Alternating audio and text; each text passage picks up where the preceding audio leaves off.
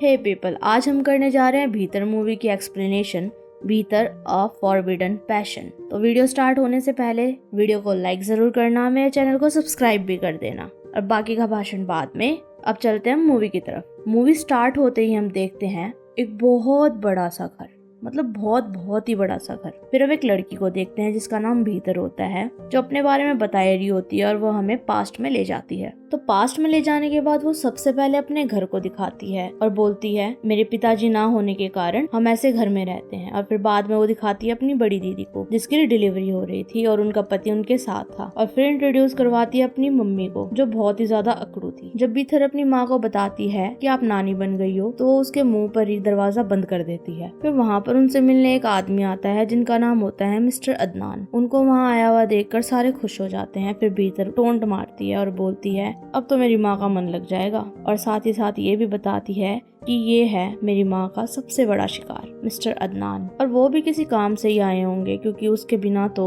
उनके ढूंढे बिस्तर से न खिसकते हो। फिर भीतर जाकर अपनी माँ को बता देती है कि आपके मिस्टर अदनान आज घर पर आए हैं। और उसकी माँ बहुत खुश हो जाती है और शॉक्ड भी हो जाती है कि क्या वो आए हैं, क्या मुझसे मिलने आए हैं क्या। तो भीतर बोलती है अपनी नाती से तो मिलते जाओ पहले, अब तो नानी बन गई हो, देखो उसकी नाक किस पे गई है। उसकी माँ भड़क जाती है और बोलती है कि मिस्टर अदनान के सामने मुझे नानी गलती से भी मत बोल देना, उन्हें जब तक मैं नहीं आती तब तक रोक के रखो। वहाँ पर अदनान उसके जीजे से बात करने के बाद वहाँ से जा रहा होता है। उतनी देर में भीतर रोक लेती है उन्हें और बोलती है अम्मी चाहती है कि आप खाना खा कर जाओ। तब तक उसकी अम्मी भी आ जाती है वहाँ पर और बोलती है क्या आप जा रहे हैं, डिनर कर जाइए ना। फिर मिस्टर अदनान मना कर देते हैं और बोलते हैं कभी और, आज घर में बच्चा आया है तो उसकी खुशी मनाइए और आपके फेस पे तो नानी बनने की खुशी साफ साफ छलक रही है। तो उसकी माँ का मुंह उतर जाता है। फिर सीन कट होता है और हम देखते हैं कि भीतर का जीजा हंस रहा था। तो सब उससे पूछते हैं कि क्या हो गया, तुम इतना हंस क्यों रहे हो। फिर उसका जीजा वहाँ पर बम फोड़ता है कि मिस्टर अदनान भीतर तुमसे शादी करना चाहते हैं, तुम रानी बनोगी। इतनी देर में उसकी माँ का तो मुंह और भी उतर जाता है और ऐसे बोलती है शक्ल देखी है अपनी उसने, बुढ़ा आदमी, वो भी 2 बच्चों का बाप, करेगा मेरी बेटी से शादी। फिर भीतर हंसने लग जाती है और बोलती है फाइनली आज मेरी माँ का सपना चूर चूर हो गया उनके मेंशन की मालकिन बनने का, पर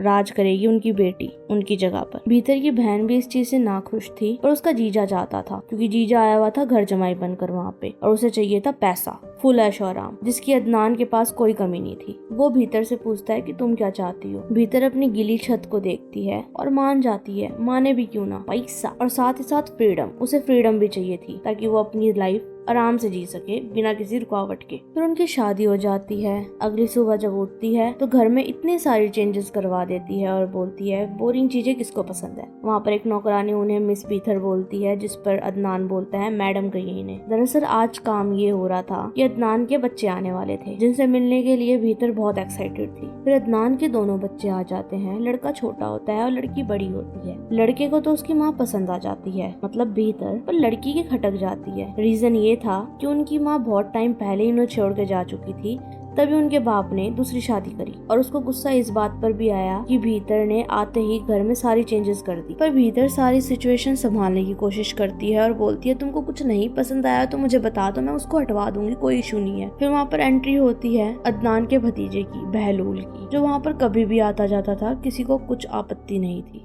फिर एक दिन बेहतर निहाल को पटाने के चक्कर में उसको शॉपिंग कराने ले जाती है और उसे नई नई ड्रेसेस दिलाती है, ज्वेलरीज दिलाती है ताकि वो पट जाए और उसे पसंद करने लग जाए। और ऐसा ही होता है, वो पट जाती है। फिर सीन कट होता है और हम रात का सीन देखते हैं जिसमें भीतर और अदनान बेड पर होते हैं और इंटीमेट होने की कोशिश करते हैं, पर अदनान से ना हो पाता, जिस पर भीतर कुछ नहीं बोलती। फिर अगला दिन आता है जहाँ पर वो उनका एनिवर्सरी सेलिब्रेट करने वाले होते हैं, पर अदनान उसके घर वालों को भी बुला लेता है जो कि उसको बिल्कुल पसंद नहीं आता क्योंकि उसकी माँ हर चीज में टांग अड़ाने वाला काम करती है। जब वो लोग गार्डन में जा रहे होते हैं तब भीतर देखती है कि बहलूल जो है वो उसकी बहन के साथ फ्लर्ट कर रहा था पूरे रास्ते, और फिर बाद में उसके साथ गलत हरकत करने की भी कोशिश करता है, उसे सेड्यूस करने की कोशिश करता है। पर उसकी बहन बहुत अच्छी लड़की थी तो उसके उस बातों में नहीं आती और बहलूल की ये हरकतें भीतर देख रही थी पर वो कुछ नहीं बोलती। फिर वो सब घर चले जाते हैं और रात का टाइम आ जाता है और अदनान जबरदस्ती उसके साथ इंटीमेट होने की कोशिश करता है पर फिर से ढह जाता है। तो यहाँ पर हम देख सकते हैं कि अदनान बुढ़ा होने के कारण भीतर को फिजिकली खुश नहीं कर पा रहा था, भीतर का दिमाग खराब हो जाता है। फिर अगली सुबह होती है और भीतर को पता चलता है कि उसकी माँ आने वाली है यहाँ पर, वो भी कुछ दिनों के लिए रहने के लिए, और किसी ने उससे इस बारे में पूछा भी नहीं। और पता भी नौकरानी से चल रहा है। फिर अदनान बोलता है तुम्हारी माँ बीमार है इसलिए यहाँ पर थोड़े दिनों के लिए बुला रहा हूँ। पर भीतर को साफ पता था अपनी माँ की चालें कि ऐसा कुछ नहीं है, बस वो ड्रामे कर रही है। फिर रात का सीन आता है और हम देखते हैं भीतर बहलुल के कमरे में जाती है और उसको बोलती है मैंने तुम्हें कुछ लाने के लिए कहा था। बहलुल शॉक्ड हो जाता है और बोलता है इस टाइम पे यहाँ पर क्या कर रही हो, और उसको टॉफिस निकाल कर देने लगता है। और वहाँ पर हम साफ साफ देख सकते हैं कि दोनों की नीयतें साफ नहीं लग रही थी, तो वहाँ पर इंटीमेट हो जाते हैं और फिर चुपचाप आकर अपने पति के पास सो जाती है। अगला दिन आता है और हम देखते हैं कि बेहतर अपनी माँ से बात कर रही होती है और उसकी माँ बोलती है कि बहलुल अच्छा लड़का नहीं है, तो उसे थोड़ी दूरी बना के रखना और सबसे ऐसे फ्लर्ट करता रहता है और वो यहाँ पर रह भी क्यों रहा है, तुम्हें कुछ कहना चाहिए। तो भीतर इस चीज का जवाब नहीं देती क्योंकि ऑब्वियसली वो तो उसको पसंद किया करती। फिर वो गार्डन में देखती है कि वो निहाल के साथ बैठा हुआ था जिससे उसको जलन होती है। इसकी वजह से वो वहाँ पर जाकर साथ में बैठ जाती है क्योंकि वो उसको देख ही नहीं पा रही थी किसी और के साथ। वहाँ से बहलुल फिर उठकर चला जाता है। फिर से रात का सीन आता है और हम देखते हैं कि अदनान फिर बेहतर के पास आता है और फिर उठाया जाता है। पर इस बार बेहतर के रिएक्शन इतने भी बुरे नहीं थे क्योंकि उसके तुरंत बाद वो चली जाती है बहलुल के पास। उनके बीच में कुछ बातें होती है, फिर बाद में वो इंटीमेट हो जाते हैं और वो बहलुल से पूछती है क्या तुम मुझसे प्यार करते हो, तो बहलुल बोलता है हाँ मैं तुमसे बहुत प्यार करता हूँ। दूसरी साइड हम देखते हैं कि अदनान देखता है कि बहलुल की कमरे की लाइट जल रही है, तो वो उसको चेक करने के लिए जा ही रहा होता है। उससे पहले वो खुद के कमरे में आता है जहाँ पर वो देखता है कि भीतर सो रही होती है, मतलब भीतर पहले ही उसके कमरे से आ चुकी थी, है तो चालू औरत ही। फिर अदनान भी उसके पास ही आकर सो जाता है। अगला दिन आता है और हम देखते हैं कि भीतर बहलुल के साथ टाइम स्पेंड करने के लिए बाहर बहाना बनाकर जाती है और साथ में निहाल को भी ले जाती है ताकि किसी को शक ना हो। और वहाँ पर भी बहलुल भीतर के साथ बहुत फ्लर्ट कर रहा था। फिर वो लोग घर आ जाते हैं जहाँ पर देखते हैं कि सारे एक साथ बैठे हुए थे, जहाँ पर भीतर की माँ बात निकालती है कि बहलुल की शादी हमें निहाल के साथ कर देनी चाहिए। ये सब सुनकर सारे वहाँ पर डिस्टर्ब हो जाते हैं, पर सबसे ज्यादा बेहतर डिस्टर्ब होती है। उसको अपनी माँ पे बहुत ज्यादा ही गुस्सा आ रहा था। फिर रात का सीन कट होता है, उन दोनों के बीच में बहसें होती हैं और फिर से इंटीमेट होकर सब कुछ क्लियर हो जाता है और बेहतर बोलती है कि धोखा देना की आदत मेरे को अपनी माँ से ही मिली है। उन्होंने भी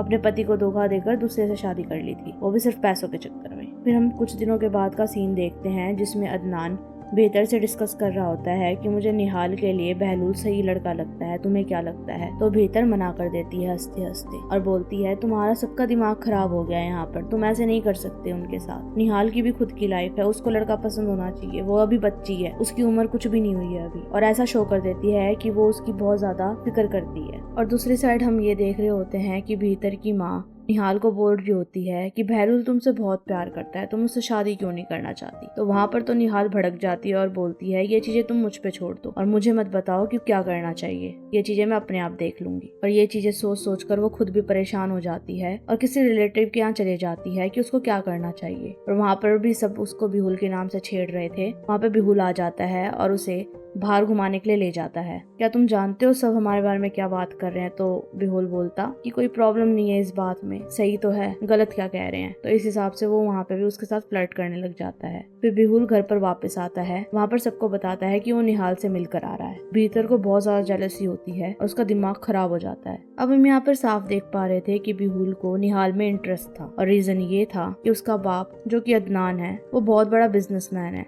और वो उसको पॉलिटिकली और बिजनेस में बहुत हेल्प कर सकता है। मतलब उसका करियर गोल सारा वो अपने हिसाब से चला सकता था। सब वहाँ पर बहुत खुश थे और भीतर को बहुत गुस्सा आ रहा था, तो उसने गुस्से गुस्से में कह दिया कि मैं प्रेग्नेंट हूँ। उसका पति अदनान खुश हो जाता है और फिर बाद में वो गुस्से गुस्से में वहाँ से निकल जाती है और बहलुल से बात करती है और उसके ऊपर बहुत चिल्लाती है कि तुम उसके साथ मिलने क्यों गए, तुम मुझे धोखा दे रहे हो, झूठ बोल रहे हो, तुम मुझसे प्यार नहीं करते। और ऐसे पगला जाती है। बहलुल बोलता मैं तुमसे प्यार करता हूँ और मैं तुम्हें कभी भी नहीं भूल पाऊंगा, पर ये मेरे लिए जरूरी है, ये शादी बहुत ज्यादा जरूरी है मेरे करियर के लिए, तो प्लीज तुम बीच में मत पड़ो और तुम ऐसे ये बच्चे बुच्चे के ड्रामे नहीं कर सकती। और दूसरी साइड हम ये देखते हैं कि भीतर की माँ अदनान से बात कर रही होती है और बोलती है तुम निहाल की शादी कर दोगे तो उसका अकेलापन दूर हो जाएगा और तुम्हें भी अपनी बीवी के साथ टाइम स्पेंड करने का मौका मिलेगा, वरना ऐसा ना हो जाए वो कहीं और मुंह मारने लग जाए। और वो कोई प्रेग्नेंट वगैरह नहीं है, वो सिर्फ तुम्हारी अटेंशन पाने के लिए ये बातें बोल रही है क्योंकि तुम उसे टाइम ही नहीं देते। फिर वो वहाँ से चली जाती है और हम देखते हैं भीतर को जो तैयार हो रही होती है और फिर से बहलुल के कमरे में जाने की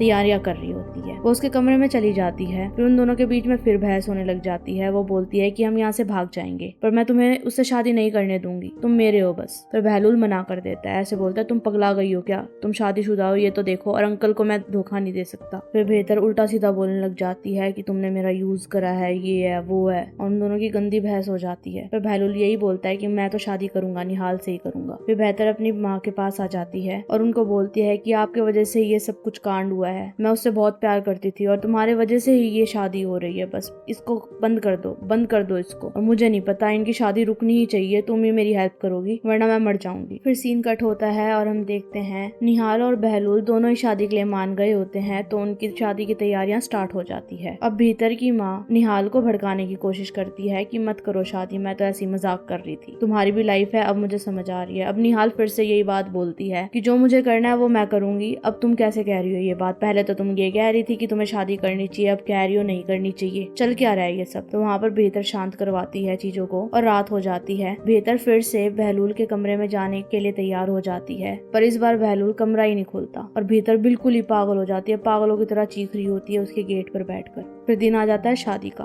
और भीतर होती है बिल्कुल रिवेंज मोड में। वो निहाल को कुछ खिलाकर बेहोश कर देती है और वहाँ पर एक घर का नौकर अदनान को जाकर इस बार में सब कुछ बता देता है कि तुम्हारी बीवी बहलूल के साथ क्या गुलछर्रे उड़ा रही है। और दूसरी साइड हम देखते हैं कि भीतर एक कमरे में चिल्ला रही होती है जहाँ पर बहलूल भाग भाग कर जाता है और भीतर के हाथ में गन होता है। बहलूल सब कुछ शांत करने की कोशिश करता है पर वो बिल्कुल भी शांत नहीं होती और बोलती है मैं सबको मार दूंगी। सबको नहीं, खुद को मार लूंगी। तो बहलूल ये सब सुनकर डर जाता है और वहाँ से एक नाव लेता है और वहाँ से निकल लेता है। अब अदनान भी बहुत ज्यादा बौखलाया हुआ था, तो वो भी भीतर से पूछताछ करने के लिए आता है, पर भीतर किसी की नहीं सुनती, उसका एटीट्यूड ही चेंज हो चुका था। और फिर बाद में वो सबके सामने से ही अपने एटीट्यूड में निकल जाती है और बोलती है इस सोने के पिंजरे में भी कोई मुझे खुश नहीं रख सकता, यहाँ पर मुझे वो खुशी नहीं मिल रही। और यहीं पर मूवी का दी एंड हो जाता है। अगर मूवी आपको पसंद आई हो और मेरा एक्सप्लेनेशन आपको पसंद आया हो तो प्लीज़ अपने रिव्यूज़ कमेंट में ज़रूर डालिएगा, मेरी वीडियो को ज़रूर लाइक कीजिएगा और चैनल को सब्सक्राइब करके जाइएगा। Thank you.